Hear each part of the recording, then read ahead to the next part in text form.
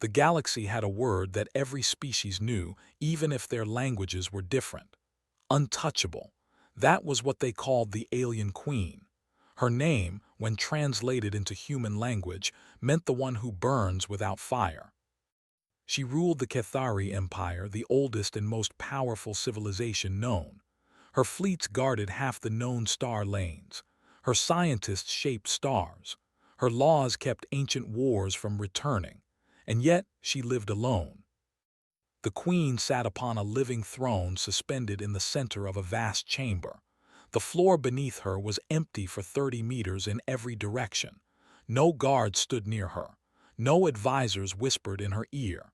No servants attended her needs. They did not dare. A faint shimmer surrounded her body, barely visible to the eye. It looked harmless, like heat rising from stone. But everyone in the galaxy knew the truth. That invisible field was death. Any living being that crossed into it would suffer immediate nervous collapse. Muscles would lock, hearts would stop, minds would go silent. Hundreds had died proving it. Scientists came first, wearing layers of armor and machines. They collapsed within seconds. Soldiers came next, trained to endure pain. They fell just as fast. Even Cathari elites, genetically enhanced and loyal to their queen, could not survive long enough to speak to her face to face. So the law was written. No one touches the queen. No one approaches the queen. No one tries again. Over time, fear turned into tradition. Tradition turned into worship. The queen became less a ruler and more a distant god. She issued commands through screens and signals. She watched her empire from afar, never hearing a voice without static, never feeling a presence without distance. The galaxy respected her power. But no one asked how it felt to live like that. The human delegation arrived on a quiet cycle aboard a modest diplomatic ship. Compared to Cathari vessels, it looked almost fragile. Its hull was thin. Its weapons were minimal. Its technology was efficient but plain. The Cathari Council watched their arrival with little interest. Humans were new, curious, emotional, known for survival instincts rather than elegance. Useful allies, perhaps, but nothing extraordinary. There were 6 humans in the delegation: soldiers, diplomats, scientists. Among them was a man named Elias Wren. He was not important by rank. Elias was a former combat medic. He had served in border wars where evacuation took too long and choices had to be made fast. He had seen bodies fail and minds break. He had learned how pain moved through living systems, how fear changed biology, how survival sometimes depended on stubborn refusal rather than strength. After leaving active service, he became a diplomatic support officer, not a negotiator, not a commander. Just someone who listened, observed, and assisted, which was why no one noticed him at first. The council chamber was enormous. Tiered seats rose like cliffs around the central void where the queen floated. Holographic translators whispered constantly. Alien eyes watched the humans with calm curiosity. The council speaker addressed the delegation. "You stand before the presence of her radiance," the speaker said. "Remain behind the marked boundary." A glowing line on the floor pulsed faintly. It was far from the queen. The human lead diplomat bowed respectfully. "We understand. We are honored to be received." Negotiations began, trade routes, mutual defense, shared research. Words flowed, careful and rehearsed. The queen listened in silence, her form tall and still, her many eyes half-lidded. Elias stood at the back, hands folded, gaze lowered. At least that was what he was supposed to be doing. Instead, he watched her. Not the glow, not the power, her posture. She did not shift. She did not lean forward or back. She barely moved at all. For a being said to be near godlike, there was something heavy about her stillness. He noticed small delays in her responses, a faint tremor in one of her upper limbs, a subtle dimming of the field around her, like a pulse that struggled to maintain rhythm. Elias frowned. During a pause in talks, he leaned toward one of the Cathari aides stationed far from the queen. "She looks unwell," he said quietly. The aide stiffened. "Choose your words carefully, human." "I mean no disrespect," Elias replied, "but her energy output fluctuates." "That usually means strain." The aide hesitated. "Her radiance has ruled for many cycles," the aide said. "The field is part of her biology. It protects the empire." "But it's hurting her," Elias said. The aide's eyes narrowed. "That knowledge is not for outsiders." Later, as the delegation rested in their assigned quarters, Elias reviewed what little open data existed on the Queen. Most records were sealed, but patterns remained. Increased isolation, shorter public addresses, longer recovery cycles. He remembered patients who refused help because they were needed by others. He slept poorly. The next cycle, the council reconvened. The talks grew tense. A border conflict loomed. The Queen's empire was expected to respond with force, but something delayed her orders. The council grew uneasy. Finally, the speaker addressed the truth they avoided. "Her radiance's condition is declining," the speaker said. "The field that protects us is consuming her." Murmurs rippled through the chamber. "If she falls," the speaker continued, "the empire fractures. Old enemies will rise." The human diplomat spoke carefully. "Has no solution been found?" "Every species has tried," the speaker said. "Approach results in death. Technology fails. Distance isolates. This is the price of her power." Elias felt something tighten in his chest. He raised his hand. The chamber went silent. The diplomat turned sharply.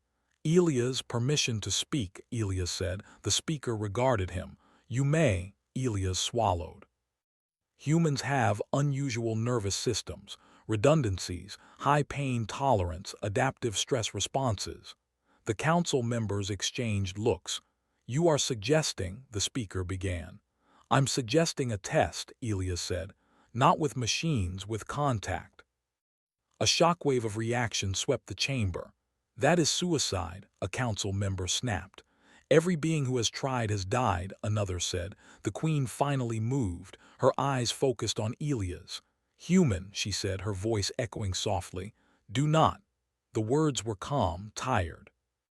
"I will not watch another life end because of me." Elias met her gaze. For the first time, someone looked directly at her without fear. "You won't be alone," he said quietly. "And if I fail, at least we learn." The human diplomat stood. "We did not authorize." "I volunteer," Elias said. "Freely." The council erupted. "Mark it as he wishes," the speaker said at last, voice cold. "Record it accurately. Let the galaxy see." Elias stepped forward. The glowing boundary line pulsed brighter. Every instinct screamed at him to stop. His heart pounded. His mouth went dry. He was not fearless. He was human. But he kept walking. 10 meters from the Queen, the air changed. Pressure built behind his eyes. A sharp pain shot down his spine. 5 meters, his hands shook. Muscles spasmed. His vision blurred. "Stop," the Queen said, louder now. 3 meters. Pain flooded him, raw and overwhelming. His body wanted to shut down. He focused on breathing, on counting heartbeats, on staying present. 1 meter. The field surged. Elias screamed, but he did not fall. He staggered, dropping to one knee, gasping. Every nerve burned. His mind fractured under the strain, but it did not go dark. The Queen stared in disbelief. "Impossible," someone whispered. Elias lifted his head. Tears streamed from his eyes. His hands trembled violently. "I'm still here," he said through clenched teeth. Slowly, carefully, he raised one hand. The Queen hesitated. For the first time in centuries, she hesitated not out of fear but hope. Their fingers touched. The field flickered, not violently, not destructively. It softened. The pain did not vanish, but it changed, became shared, balanced. The Queen gasped, a sharp, shocked sound no one had ever heard her make. "I feel quiet," she said. Elias collapsed forward, unconscious, but alive. And the galaxy, watching in stunned silence, realized that what they had called suicide might instead be the beginning of something entirely new. Alarms echoed through the council chamber as Elias' body hit the floor. Human medics rushed forward, then stopped sharply at the glowing boundary, frozen by instinct and training. No one crossed the line without permission. Not even now. The Queen's field was unstable. It pulsed in uneven waves, no longer smooth and constant like before. Light rippled across the air, bending strangely around Elia's unmoving form. For the first time in recorded history, the lethal aura did not expand. It did not lash out. It hesitated. "Pull him back," one of the human officers shouted. "You will not," the council speaker snapped. "If you cross—" "He's dying," the officer yelled back. The Queen rose slightly from her throne, her movements sharp with panic. "Wait."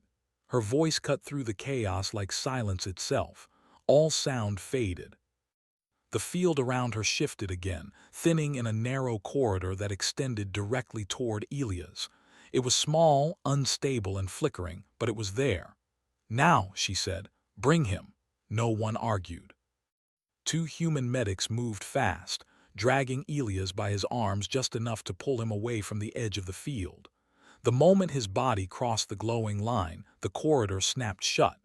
The Queen staggered midair, gripping the throne as if struck. Pain lanced through her. She did not cry out.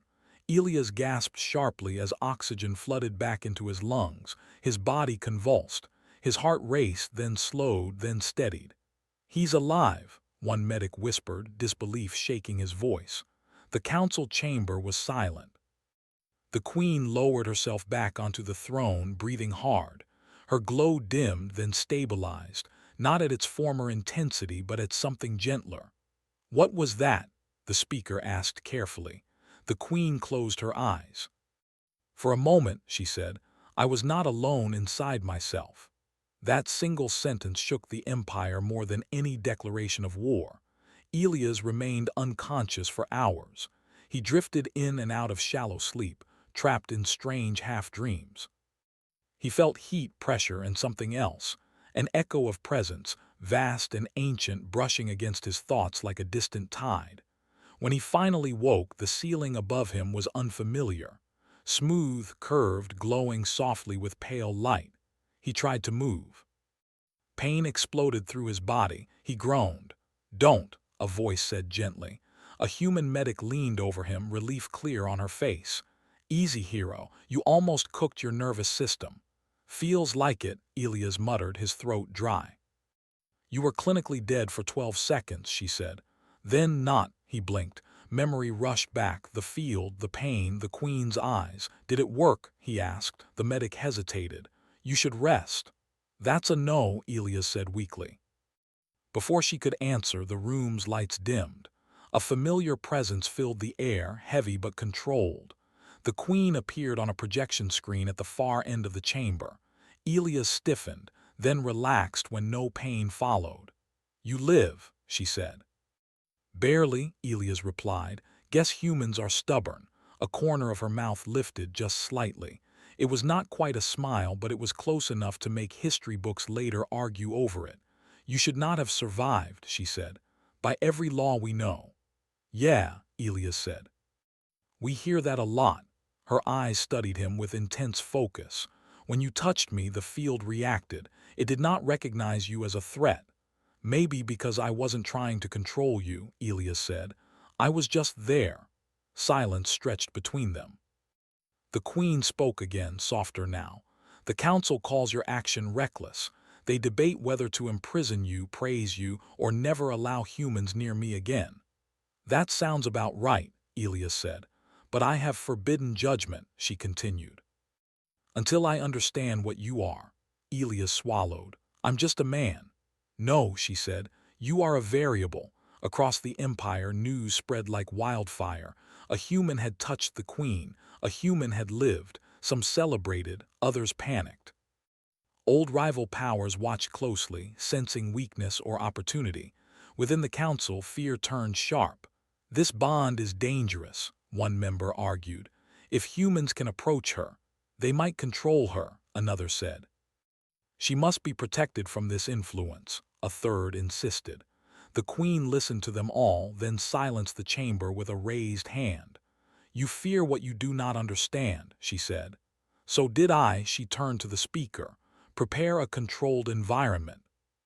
I will test this connection again. The speaker stiffened. Your radiance, with the human, she finished. Elias was brought back to the chamber 2 cycles later. He walked slowly, supported by a brace and pure determination. Every nerve still screamed at him, but he did not stop. As he approached the boundary, the pain returned, but weaker this time, manageable. The council watched, breath held. Are you afraid? The queen asked him. Terrified, Elias answered honestly. But fear doesn't mean stop. She extended her hand. This time, when Elias stepped forward, the field adjusted around him instead of attacking. It wrapped him like pressure underwater, heavy but survivable. They touched again. The chamber lights flickered.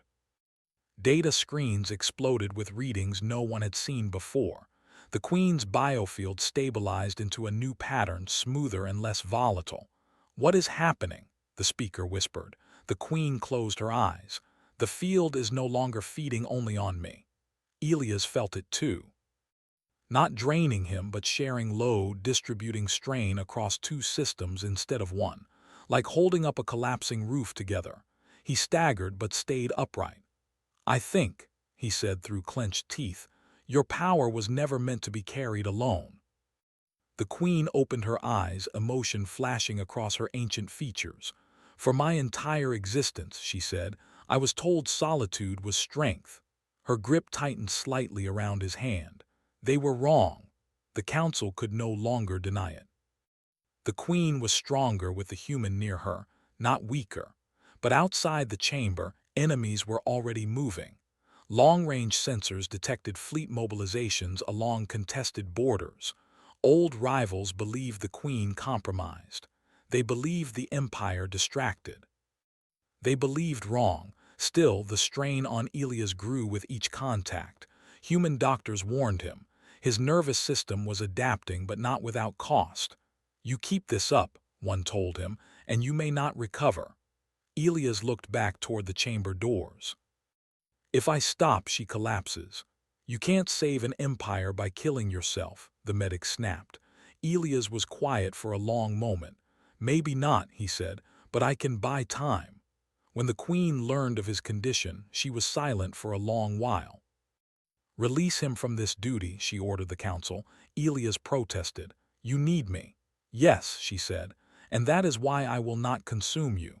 She floated closer to the boundary than ever before. I ruled by distance. I survived by isolation. But humans do not endure that way. Her gaze softened. Teach me. The council stared in shock. The queen of the Cathari Empire asking to learn from a human. And as hostile fleets crossed into contested space, as ancient enemies prepared to strike, the galaxy stood on the edge of a new truth. Humanity had not conquered the queen.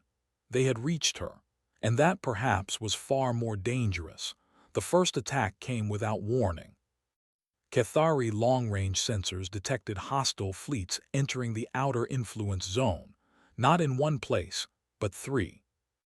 Old rivals who had waited centuries for a sign of weakness moved at the same time, confident that the queen's isolation and recent instability had created the perfect moment. The council chamber filled with voices, sharp and afraid. They would never dare this if her radiance were at full strength. They sensed division. They sensed the human. Elias stood near the boundary line, leaning slightly on a support rail. His body still hurt. Every nerve felt stretched thin, like wires pulled too tight. But he remained upright, eyes focused on the star maps projected in the air. They're testing you, he said quietly. They don't know what you are now. The queen floated above her throne, the glow around her calmer than it had been in centuries, not weaker, different. They believe I am diminished, she said. They believe I cannot respond. Her gaze moved to Elias. Can I? Elias did not answer right away. He took a slow breath, steadying himself. Yes, he said, but not the old way. The council turned toward him. You suggest we rely on human methods now, one member demanded. I suggest you rely on survival, Elias replied, which humans are very good at. The queen raised her hand, silencing them. "Explain," she said. Elias stepped forward, crossing part of the boundary.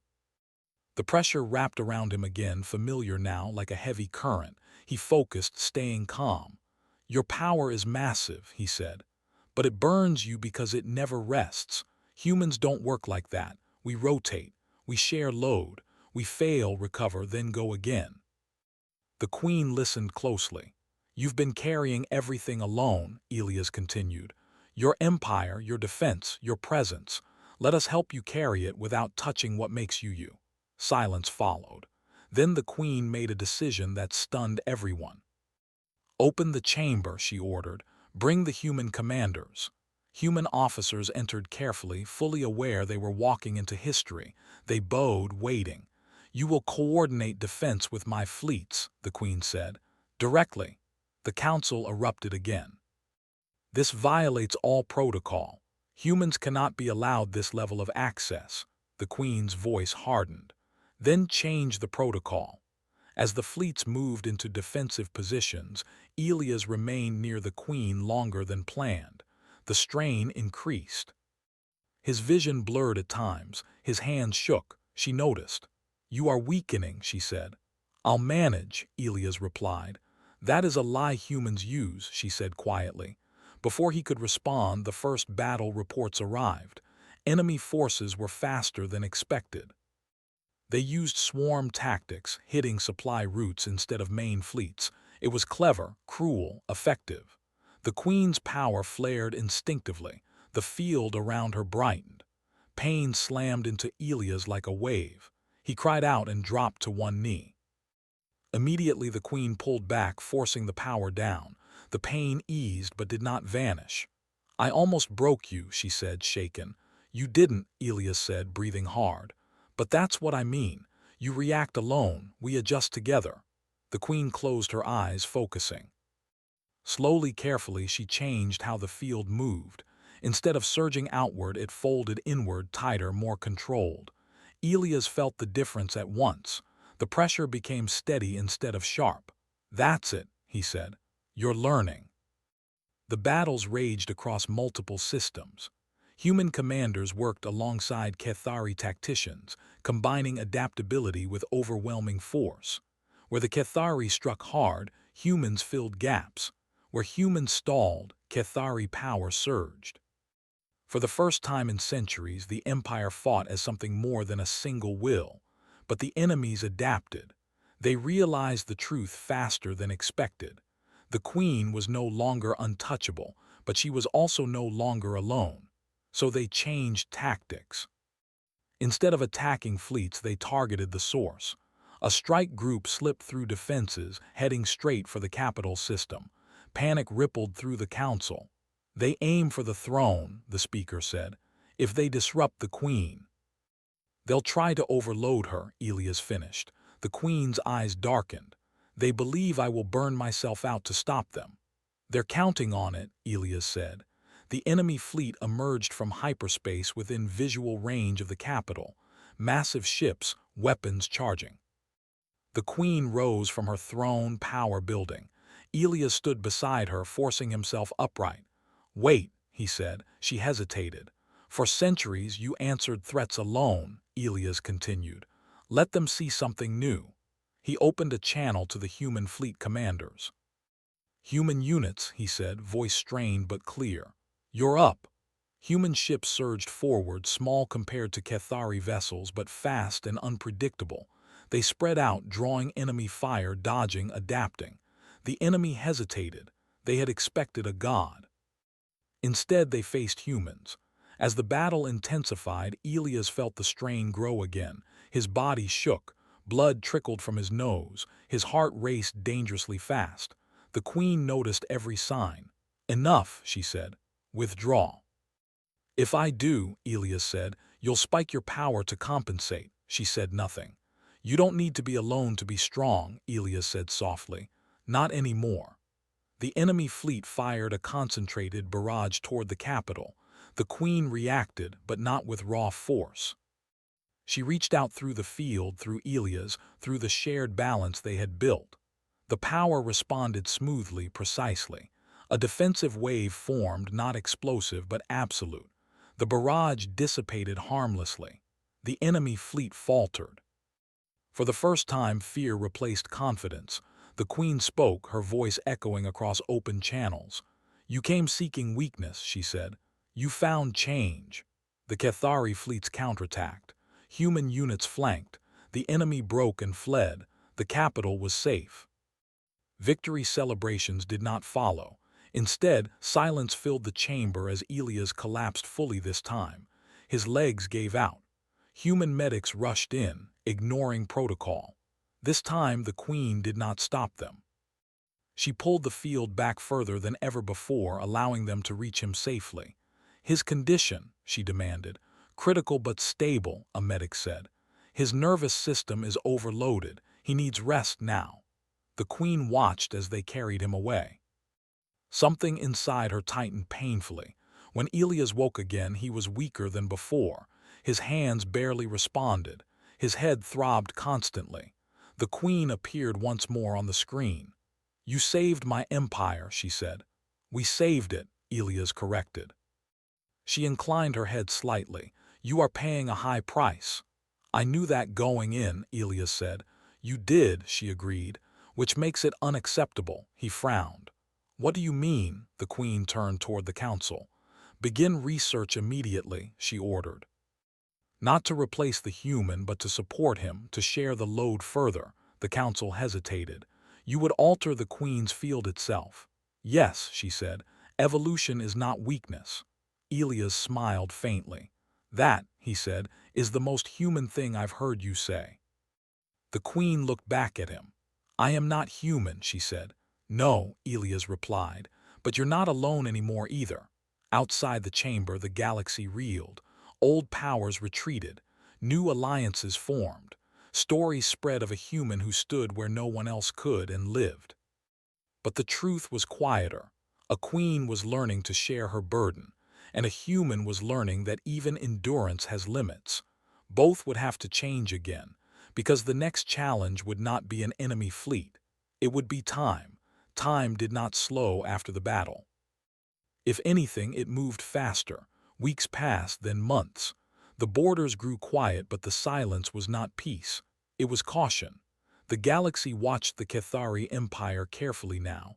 Enemies no longer rushed in blindly. Allies no longer spoke casually. Everyone waited to see what would happen to the Queen and to the human who stood beside her. Elias did not recover quickly. His body healed in pieces. His bones were fine. His organs were stable. But his nervous system was damaged in ways human medicine struggled to explain. Some days he could walk on his own. Other days his hands shook so badly he could not hold a cup. Doctors argued constantly. He can't keep doing this. His brain is adapting, but at a cost. If he connects again too soon, the damage could become permanent. Elias listened from his bed, silent. He already knew. The Queen visited less often now, not because she did not want to, but because she was learning restraint. Every time she drew near, the field reacted, not violently but noticeably. She did not want to hurt him again. Still she watched, through screens, through sensors, through silence. She watched the human who had changed everything lie still, struggling with the weight of what he had carried. The council grew restless. "The Queen is stable," one member said. "We should distance her from the human before dependency forms." "Her power output has decreased by 17%, another added. "That is unacceptable." "She ruled for centuries alone," a third insisted. "She does not need this." The Queen listened. Then she spoke. "My power output is lower because I am no longer burning myself alive," she said calmly. "That is not weakness. That is sustainability." Silence followed. Still, doubt spread through the empire. Some citizens celebrated the human presence, calling it the Dawn Bond. Others feared it, whispering that the Queen had been changed, softened, compromised. Elias became a symbol. Some called him a hero. Others called him a risk. He did not ask for either. One day, without warning, the Queen came to him in person, not through a screen. Elias felt it before he saw her. The pressure in the air shifted. The room grew warmer. His heart rate spiked. Monitors beeped softly. He forced himself to sit up. The Queen stood just beyond the boundary, closer than she had ever been without direct contact. Her glow was controlled, steady like a calm sun. "You should not be here," Elias said. "I know," she replied. "You'll strain yourself." "Yes," she said, "but less than you have strained yourself for me." He gave a weak smile. "That's not fair." "No," she agreed. "It is honest." She watched him for a long moment. "Do you regret it?" she asked.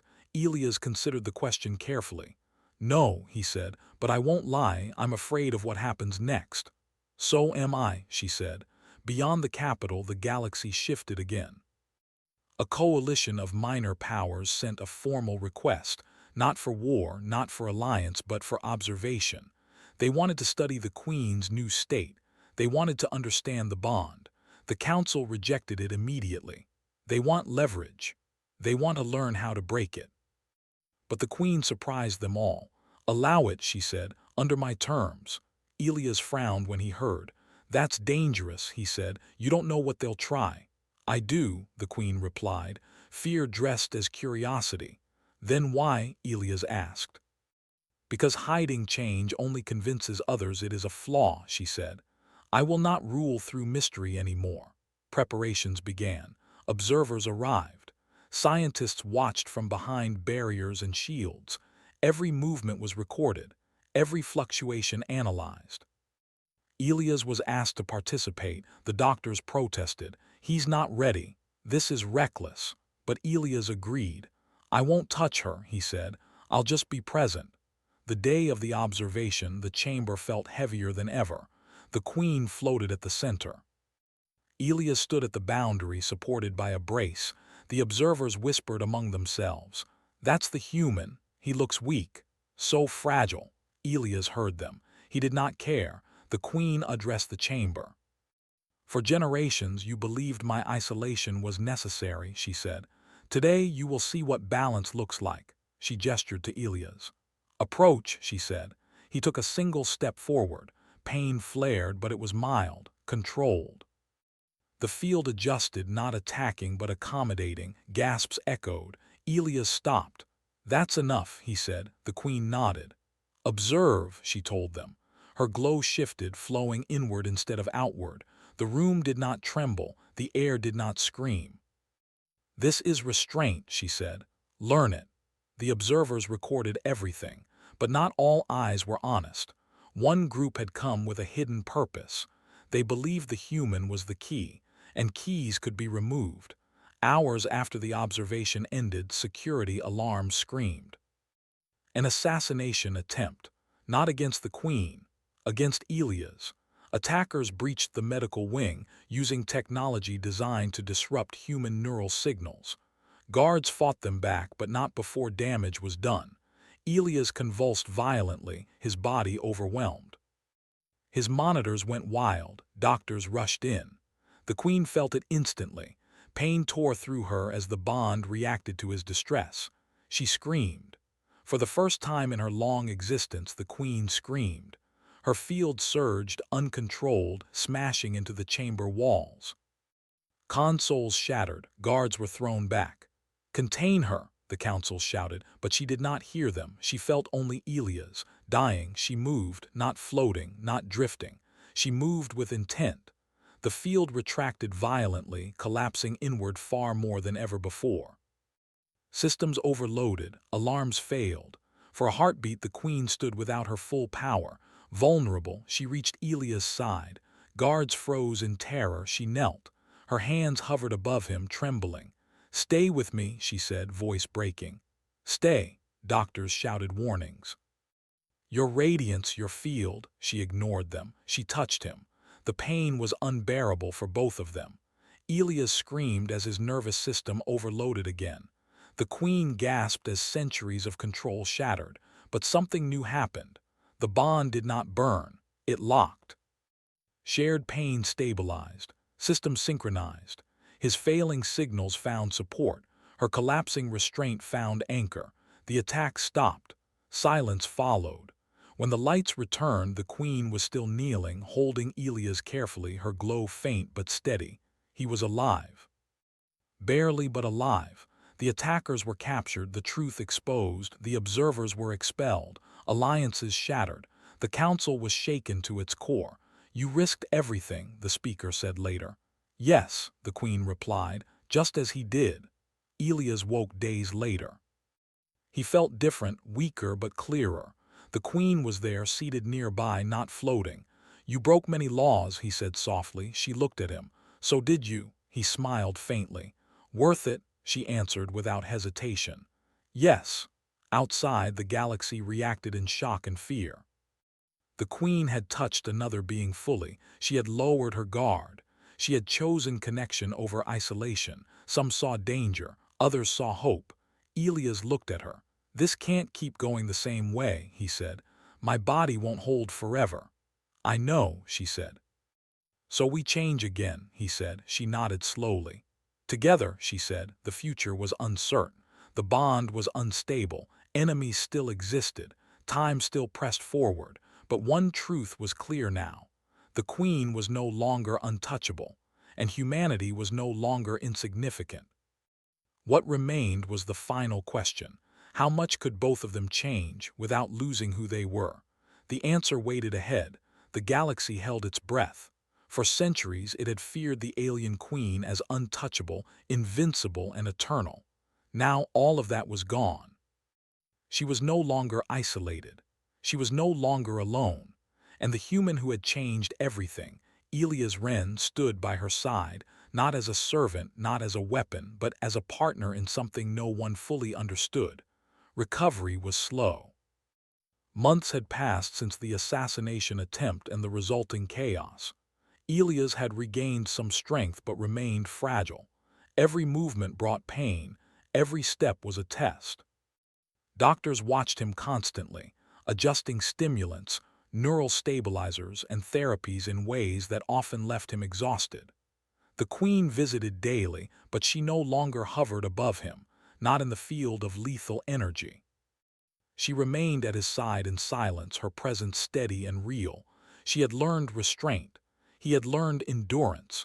Together, they found balance. The council, though wary, had begun to understand the new dynamic. Fleets moved in coordination with human and Cathari tactics combined. Strategies once impossible for a single species became routine. Enemy movement slowed, uncertain of what force they now faced. They did not see weapons alone. They saw ingenuity, adaptation, and courage. And they had seen Elias. The human survival had already become legend. Stories spread across star systems of the man who had touched the queen and lived. Some hailed him as hero, others as anomaly, a freak of nature. None could deny the truth. Humanity had stood where no one else could, and it had endured. Elias lay in his room that morning, staring at the ceiling. Sunlight, or what passed for sunlight in the artificial chamber, cast long beams over the pale floor. Every muscle ached, and his mind, though alert, still carried echoes of the field's pressure. He flexed his fingers slowly, feeling the faint tremor in his hands. Every time he thought of the bond of the queen, it returned. That deep, shared connection that was more than presence, it was survival itself. She entered quietly, as always. Her glow was softer now, calm, precise. "You seem restless today," she said. "I am," Elias admitted. "It's been months, but I feel incomplete. We've survived, but we haven't grown yet. We've adapted, but we haven't tested the limits of what we can do together." The queen nodded. "I have felt the same. The field no longer burns as it did, yet there is potential. I have lived alone for centuries, and now I am learning to share everything. That is unsettling." He smiled faintly. "Unsettling, yes, but necessary." She studied him carefully. "You are human, yet you endure what none of my people can. You teach me the meaning of endurance, of patience, of balance. I am grateful and wary of what this will bring." Elias pushed himself to sit upright, ignoring the faint ache along his spine. "Then let's see. Let's do what no one else could. Let's show the galaxy why humans survive where others fail." The queen rose from her throne, her multiple limbs moving in a rhythm that was elegant and precise. "There is risk," she warned. "The next step may push you beyond human limits." "I've survived worse," Elias said. "And you've survived worse. Together we're stronger than alone. It's time to find out how much stronger." Preparations began immediately. The queen commanded the construction of a containment chamber, vast enough to hold her field at maximum intensity, while minimizing risk to surrounding systems. Scientists, human and Cathari, worked tirelessly to reinforce the environment, calibrating sensors to measure the energy flows, structural stress, and neural feedback. Elias trained slowly, step by step, building his tolerance again. Every movement brought pain, but he refused to stop. The queen observed, guiding the modulation of her power as he gradually approached the threshold. When the day came, the chamber was silent, the air tense. The council and key observers stood behind shields, their expressions a mixture of awe and fear. Elias crossed the line carefully, brace on, steadying himself against the weight of anticipation and residual pain. The queen floated at the center. Her glow surged, controlled but immense, far beyond anything the galaxy had ever recorded. "Do you wish to proceed?" she asked. Elias nodded. "I do. I've come this far. We either fail together or endure together." For the first time, they synchronized fully. His hands moved into the field, steady, careful. The energy surged outward, but instead of striking him down, it wrapped around him, testing, calibrating, adjusting. His body convulsed briefly, but he did not fall. The queen's eyes widened. "You are more than I imagined," she whispered. "And you are more than I imagined," he said. The field stabilized. Light bent around them, colors no human or Cathari had names for. They held each other's presence without touching physically, a bond of energy, thought, and endurance. Pain became mutual, shared, manageable. Fear became understanding. The chamber thrummed with a rhythm that was alive, balanced. Observers recorded every detail. Some gasped. Some fell to their knees. Others began muttering notes, realizing that the queen's energy, once thought untouchable, could coexist with a human mind and body. This changes everything," one Cathari scientist whispered to a colleague. "She has always ruled alone. She is now enhanced by a human." "Yes," the colleague replied. "Not through technology, through connection, partnership." Hours passed as they remained synchronized, testing the boundaries, stretching the limits, feeling every surge and pulse of the queen's power. Elias collapsed at one point, exhausted, and the queen instinctively adjusted the field to support him. He breathed, eyes closed, yet fully aware of her presence, calm, steady, alive. "You endure," she said softly. "It is remarkable." "I endure because you endure," Elias replied. "We're a team now, not master and subject, not ruler and servant, partners." The queen studied him, a faint smile appearing across her ancient features. "It is a lesson I never thought I would learn. I have ruled empires, fought wars, survived betrayal. And yet human endurance teaches me more than all of that." Outside the chamber, the galaxy reacted slowly. News of the synchronization spread. Fleets paused, enemies hesitated, and allies reconsidered past judgments. Humanity was no longer a minor presence in interstellar politics. Humans had touched the untouchable. Humans had survived.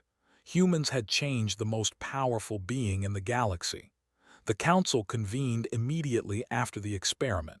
Members were divided. Some feared the consequences: dependency, vulnerability, unforeseen power fluctuations. Others celebrated the potential: strengthened defense, renewed hope, an example of unity between species. The queen addressed them all. "We have survived together. The human has proven that endurance, courage, and willpower are more powerful than isolation or fear. He has not only touched me but has altered the foundation of this empire." Whispers erupted. "Altered the foundation. That is impossible," she continued. "Impossible is only a measure of expectation. We have exceeded it. Humanity is no longer insignificant. They are capable of greatness, and in partnership they can endure what no one else can. Elias watched, breathing slowly. The bond had taught him something new as well. Strength was not just physical, it was shared. Courage was not individual, it was mutual. Survival was not endurance alone, it was connection. Later in private, the queen approached him fully, floating gracefully to the boundary. Her glow was soft, almost serene. "I no longer fear solitude," she said, "not because I am weak, but because I have learned the power of trust, of partnership. You have changed me more than anyone ever could." Elias smiled faintly, feeling a warmth that went beyond exhaustion. "And you've changed me. Not just my body, but my understanding of what humans can do. We endure, we adapt, we survive. But with connection, we can do more than survive. We can thrive." For a long moment, they simply existed side by side, energy flowing between them, unspoken understanding connecting thought to thought, presence to presence.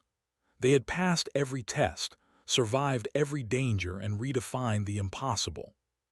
The galaxy would take years to understand what had happened. Fleets would adjust, enemies would reconsider, historians would debate. But the most important truth had already been written. Humans were not weak. They were not insignificant. And the alien queen, untouchable for centuries, was no longer untouchable because she had chosen to share herself, fully and freely, with a human who refused to turn back. When Elias finally stepped away from the chamber, supported and steady, the queen remained by his side. Together they walked through the halls of the capital, not ruler and subject, not god and mortal, partners, allies, survivors. The empire watched, the galaxy watched, and even enemies could not deny the new truth. Humanity had endured where no one else could. Humanity had changed the course of history, and a single human hand had rewritten the legacy of one of the most powerful beings in existence. The queen spoke softly as they moved through the corridors. "I will never be alone again."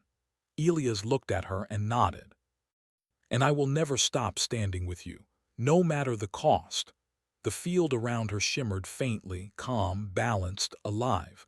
The impossible had become reality, and the galaxy would never forget it.